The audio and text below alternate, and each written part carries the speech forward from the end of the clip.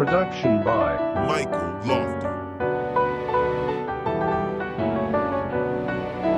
But at any rate, yeah, usually it's meant to be negative and derogatory. It can mean two things that I've seen.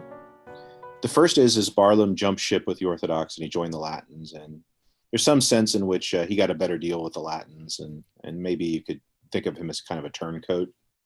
But there's another more important, for the blogospheric world, I would imagine as well, scholarly concern, and that is that Barlaam represents a theology which is entirely cut off from palimistic considerations. In other words, he shares no major affinities with Palamas. But what's interesting is the article that, God knows when it'll be published. I mean, it's in a German publication, and the Germans are so precise and exacting, to get an article out in like 5 years is something like miraculous. So if and when it comes out, what I spend a lot of time doing is comparing Barlaam's actual positions on things. For example, grace, virtues, charity, and the positions of Thomas Aquinas, which Barlaam knew. And then I compare those with Gregory Palamas and his critiques of Barlaam and Barlaam's Latins that he's having conversations with in 1334 in Constantinople. And what you find is Barlaam is a humanist, number one, and you'll see that anyone who's read the traditional literature knows that we all consider humanists evil, Byzantine humanists and Western humanists. So scholastics are supposed to hate Western humanists. I mean, they can like their style, but we ultimately have to despise them because they didn't like Thomas as much as we do. And then secondly, if we're Easterners, we all have to hate humanists because somehow humanists aren't reconcilable with Palamism, which is a fallacy because there were plenty of humanists that were Palamites. But I think the thing is Barlaam does make the stereotype. He's a humanist, meaning he knows classical Greek literature backwards and forwards. And when he's writing to these abbots of Athos, of Mount Athos, the spiritual center of Orthodoxy then, as now, he's writing about possessing charity as a natural attribute, That is, it's not God-given, it's not God-inspired, it's neither a participation in a co-eternal reality in God, like Augustine would arguably assert, though the schoolmen said that it's better to talk about it as an accident, nor would he agree with the Eastern position that is quite firm, that it's a participation in some attribute of the Spirit moving us. Instead, Barlaam is going to want to say that charity as a virtue, meaning the charity we hear about in the Bible, is simply the will-loving God. Well, that sounds very naturalistic, and indeed it is. And then when you start seeing him talk about other virtues, a Stoic or a Platonic philosopher from the 1st century BC would be perfectly comfortable with Barlaam's language and expression.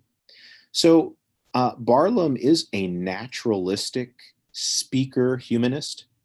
He may have a very orthodox theology, but when he's writing his humanistic letters, we don't get to see that. All we get to see is somebody that's writing Shakespeare, and perhaps, if you want to defend Barlaam, you would say, well, he doesn't really believe these things. But if you take the literal sense of what he's saying, he's a naturalist. He believes that virtues are natural.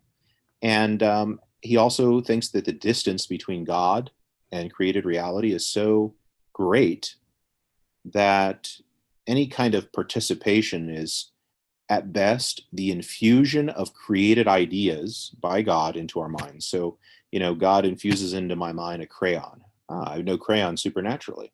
God infuses into my mind divine wisdom. Well, whatever that divine wisdom is, it's just the kind of wisdom I would find in the world given by God instead of acquired by myself, because I don't have the capacity to communicate in the ideas that God has. So what, in effect, then, Barlaam is a real problem not only for the theology of Palamas. He would be a problem in Catholic theology. He would be a problem in Catholic. We're not naturalists. Grace, whatever grace is, it's certainly not something done on our own efforts, produced by ourselves, or the result of our own activities. Very, very good points you make there. That is, you're correct about that. As far as the way Catholicism looks at grace, excellent point. Earlier, you were talking particularly about the way the Franciscan school has been able to deal with this in a very cogent manner. I wonder, you find people really embracing this and talking about it a lot within Byzantine Catholicism. Um, our very good friend here, very good friend of the show, Dr. Matthew Minard, is very was always welcome to the show. Was very, very. Um, he emphasized that a Thomist as well could, depending on how they approach this, could feel comfortable dialoguing about this as well. Do you think that this is difficult for somebody that calls themselves a strict Thomist? Yes, I mean, I think that in the traditional schools, now you got to remember, Thomists like to call Franciscans heretics, and they like to Yeah, try to get them condemned at ecumenical councils. So when Thomists call Palamites heretics in the tradition, they're just treating them like their loving brothers, the Franciscans, who they always were trying to burn. yeah, So what we need to remember is that anybody that disagreed with our small sectarian school, we were gonna really put the screws to them. So I'll give you an example since you love the Immaculate Conception. oh yeah, Yeah. So John Torquemada, who's the champion of the word of the concept papal infallibility. So Catholics should be singing his praise. He's a wonderful guy. He shored up this whole idea of papal infallibility in the 1450s as a technical term, and he defended the papacy at Florence. Well, his one of his more glorious moments wasn't at the Council of Basel just a couple of years before, when he publicly called for the condemnation and essentially burning of all the Franciscans for the silly doctrine of the Immaculate Conception. So, what are we dealing with here? We're dealing with Thomists who want everyone to be Thomists, and they're even willing to try to embarrass their Franciscan brothers at an ecumenical council. That kind of behavior would probably look really bad today if we did that in public. I guess when the entire world is Catholic around you and you don't have to worry about the news media, doing anything with this, you can beat up on your brothers like that, and it's not as big of a deal. There's a different culture going on there.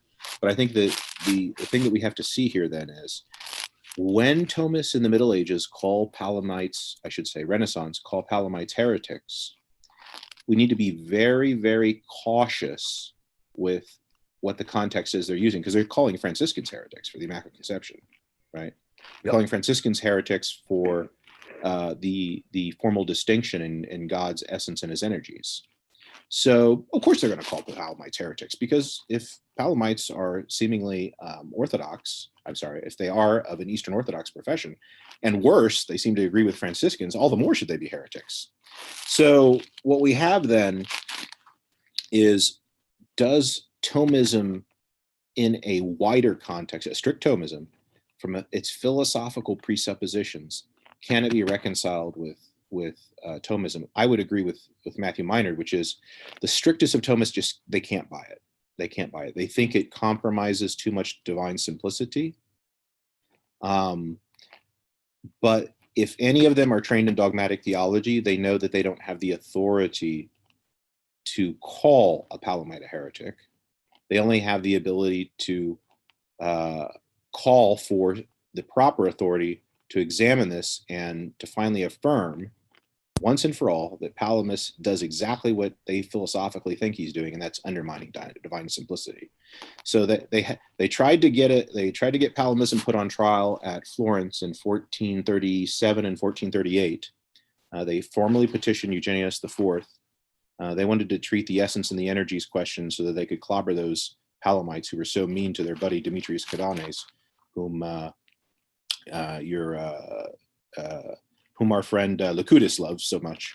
So it was sort of like, well, you bullied old Demetrius and he died in exile. You're going to get yours at this council. So Eugenius didn't buy it. He gave the essence and energies question to the Franciscans, and the Franciscans basically dropped it as an essential part of the reunion. Now,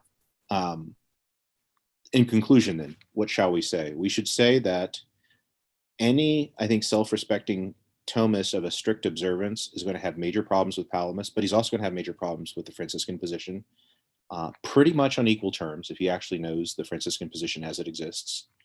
And then what is he going to call for in both cases? He would really like, because Thomism is objectively true, he would really like the Holy See to get on board with this and to finally forbid once and for all those silly Franciscans who are all dead, so we don't really have to worry about them. I guess Jared Goff is still alive, so I guess he would hold this position. And then, I could probably find a couple more on the globe. But, Thomas would prefer that we just have one approach to the simplicity or complexity of God. That is Thomas's approach. And therefore we exclude the Franciscans, and by implication, then we would have to exclude the Palamites.